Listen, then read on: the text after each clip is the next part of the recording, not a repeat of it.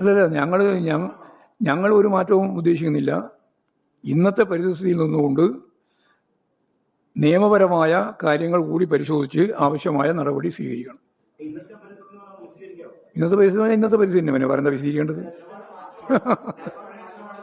ഒരു നിലപാട് മാറ്റവും ഞങ്ങൾ പറയുന്നില്ല.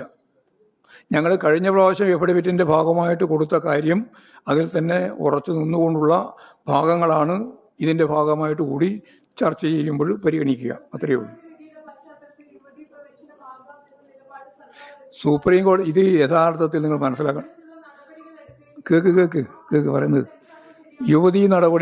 യുവതീ പ്രവേശന നടപടി വേണോ വേണ്ടയോ എന്നുള്ളതല്ല സുപ്രീം കോടതിയുടെ ചോദ്യം.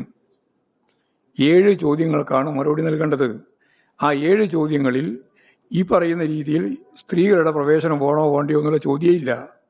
അതുകൊണ്ട് അതിൻ്റെ മേലെ വെറുതെ ആവശ്യമില്ലാതെ ചർച്ച നടത്തേണ്ട കാര്യമില്ല. അത് കോടതിയുടെ ഭാഗമായിട്ട് ഭരണഘടനാപരമായിട്ടുള്ള പരിശോധനയാണ്.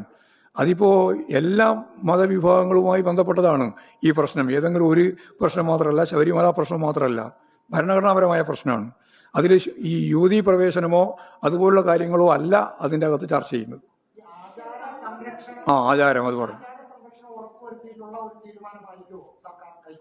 അല്ല, ഞങ്ങളെ സംബന്ധിച്ചിടത്തോളം അതിൻ്റെ വ്യക്തമായ കാഴ്ചപ്പാട് മുമ്പ് തന്നെ ഞങ്ങൾ പറഞ്ഞതാണ്.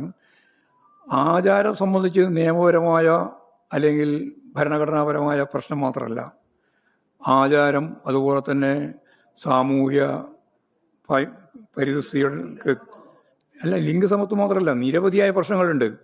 ആ പ്രശ്നങ്ങളൊക്കെ പരിഹരിക്കുന്നതിന് ആവശ്യമായ രീതിയിലുള്ള പരിശോധിക്കാനാവുക ഗവൺമെൻറ്റിനോ ഹൈക്കോടതിക്കോ കോടതിക്കോ അല്ല, മറിച്ച് അതുമായി ബന്ധപ്പെട്ടുള്ള വളരെ ഫലപ്രദമായിട്ട് അറിവുള്ള ആളുകൾ, അത് ആചാരത്തിൻ്റെയോ ആവാം പരിഷ്കാരത്തിൻ്റെയോ ആവാം, അവരുമായി ചർച്ച നടത്തി ആവശ്യമായ നിലപാട് സ്വീകരിക്കണം എന്നുള്ളതാണ് പൊതുവെ ഞങ്ങൾ അന്നേ പറഞ്ഞത്. ആ നിലപാട് തന്നെയാണ് ഇപ്പോഴും ഞങ്ങൾ പറയുന്നത്. തീരുമാനം അല്ല അല്ലല്ല, അങ്ങനെയല്ല, വെറുതെ വേണ്ടാതെ വിശദീകരണം നടത്തണ്ട. അന്നത്തെ കാര്യത്തിൽ കൊടുത്തിട്ടുണ്ട്. ആ കൊടുത്തതിന് തന്നെയാണ് വീണ്ടും ആവർത്തിച്ച് ഞങ്ങൾ പറയുന്നത് ഈ രീതിയിൽ പരിശോധിക്കണം. യെസ്,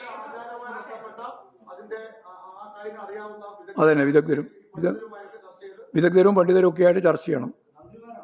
പണ്ഡിതരുമായി. അല്ലെങ്കിൽ ഞങ്ങൾ ഏതെങ്കിലും കാലത്ത് വിശ്വാസികളെ വികാരം മാനിക്കാതിരുന്നിട്ടുണ്ടോ? എല്ലാ കാലത്തും വിശ്വാസികളുടെ വികാരം മാനിച്ചുകൊണ്ട് പ്രവർത്തിക്കുന്ന ഒരു പാർട്ടിയാണ് CPIM.